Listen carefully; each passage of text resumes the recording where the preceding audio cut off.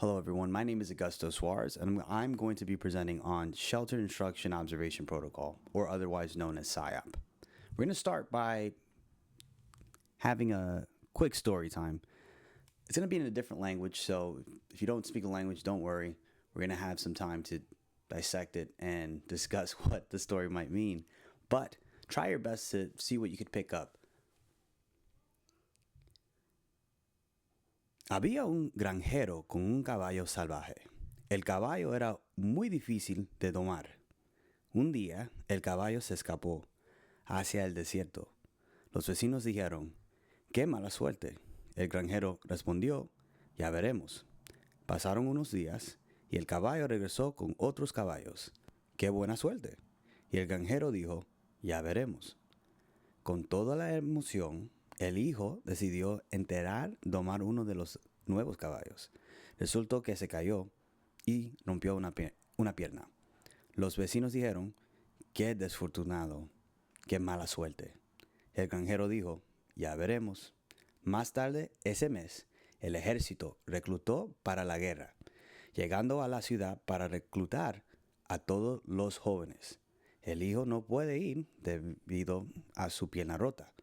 Los vecinos dicen, qué buena suerte. Y el granjero les dice, ya veremos. What did you guys understand from that story? What words were you able to pick up? Let's hear that story again, but this time, let's have some visual cues to help us out. Había un granjero con un caballo salvaje.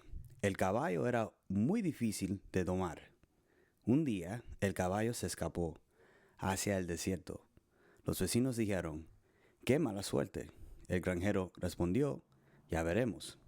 Pasaron unos días y el caballo regresó con otros caballos. ¡Qué buena suerte! Y el granjero dijo, ya veremos. Con toda la emoción, el hijo decidió domar uno de los nuevos caballos. Resultó que se cayó y rompió una pierna. Los vecinos dijeron, qué desfortunado, qué mala suerte. El granjero dijo, ya veremos. Más tarde, ese mes, el ejército reclutó para la guerra, llegando a la ciudad para reclutar a todos los jóvenes. El hijo no puede ir debido a su pierna rota. Los vecinos dicen, qué buena suerte.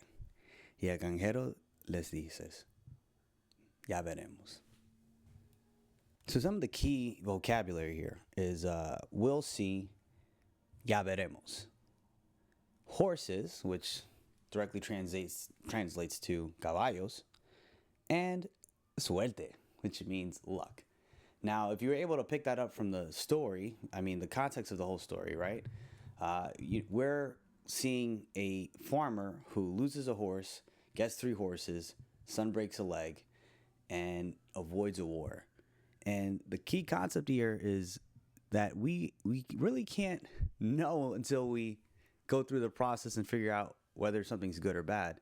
But that's not something you want to do with Siop, right? Because with Siop, if you have some Spanish or some other language that you are having as an original language, and you're coming into this country, and all the classes are in English, there's a good chance that even with the best luck, you might not pick up everything. And Siop has an intentional approach to how we address this issue. Siop stands for Sheltered Instruction and Observation Protocol. The Siop Instruction Observation Protocol offers a framework for effective language instruction. Its key components include comprehensive input, strategies to enhance interaction, scaffolding of academic content, and explicit language, along with some of the things that you're seeing on the board, reading, writing. And the idea is, by doing these things intentionally, we could avoid some of the pitfalls that happen when people don't understand the language. Now, Siop aligns with a background in strategy standards and provides support for English learners in accessing academic content. By incorporating background knowledge, activating prior experiences, and making connections to students' lives, educators can enhance comprehension and engagement. Are there any questions so far? Okay, so moving on. In addition to comprehension, English learners face challenges in articulating their ideas effectively in Spanish, in writing, and even in English if they are Spanish speaking students. This requires a mastery of grammar, syntax, and vocabulary, further complicating this learning process. So, being able to address context, comprehension, and articulation, and effective study habits are key components to making sure that you are doing what you can. Some examples of different tools that you could use are Think, Pair, Share, Clock Buddies, and later we're going to discuss folding our notes in order to enhance the visual capacity of these note takings. So if you guys aren't familiar with Think, Pair, Share means you think about the problem, you pair up with different students, and then you share some of the things that you've gotten from these concepts.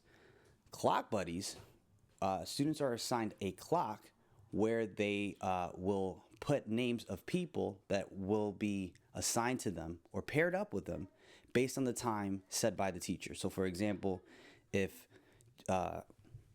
we have Jake and the student assigned to 12 o'clock, when the teacher says 12 o'clock, then they will pair up and they will discuss this. If you align this with a handout that's discussing vocabulary, regardless of the subject material or the unit that you guys are on. Now listen, not all English learners have the same background. This is why visual aids for studying are crucial. An easy one that could be implemented is folding. And you're probably like, folding? What do you mean? Well, if you have vocabulary on one side and definitions on another side, folding that paper allows students to be able to study and to make the distinction that these are the keywords that I have to remember, and here are some of the meanings behind those keywords. You could even fold it to have the English definition along with the Spanish definition on the other side. Another folding technique is the taco, right? Let's say you have a visual chart or some art.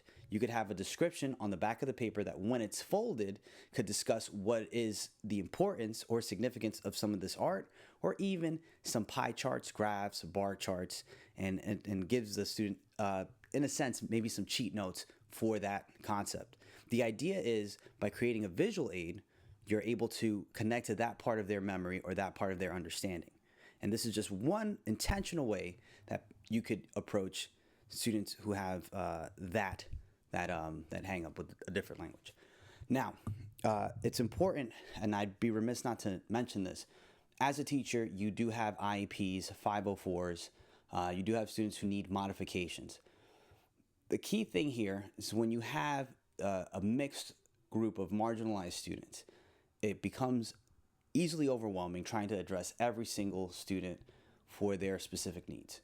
What would definitely help is if while you're mapping out your curriculum or anything that you are designing in reference to the class, lesson plan, try to see the overlaps in some of these modifications to see if you could streamline some of the work so you're not doing 5 or 7 different things or 7 or 20 different modifications for each student. And you may find that there is some overlap. But again, one teacher told me if you want a class to fail, make sure that you have ELL students, students who have IEPs, students who need modifications, put them all in one group, right? And I think what they were trying to say, the point they were trying to make, was that if you want to overwhelm teachers, give them a lot of work as far as trying to differentiate for every individual student. But I could tell you from personal experience, if you are intentional with your modifications, and the key here is empathy, right? You empathize with some of the struggles that students might face. You might find solutions that are not just creative, but reasonable for both parties, you and the student. And ultimately, the goal here isn't to try to bombard the students with a bunch of information. The reality is we are trying to intentionally include the students who might feel ostracized simply because of their language, okay? The second piece that I want you guys to take from this is that Siop strategies require you to research, to get to know your students. So if you have a student from Bolivia or Bogota, or you have a student from Palestine, Iraq, Afghanistan, they're not going to have the same cultural backgrounds or the same concepts or even the same ideas, right? Sure, they're both English language learners, but that doesn't mean that all people are all people in one category are the same. There are these nuances that if you take the intentionality of getting to know them and learning about the culture and learning about their language, could go a long way in how you help them. And obviously, practice makes perfect. You're not going to get it right the first time, but as long as you keep trying and keep approaching new strategies and new methods, you will find success. With that, my name is Augusto Suarez. Thank you so much for listening to my presentation.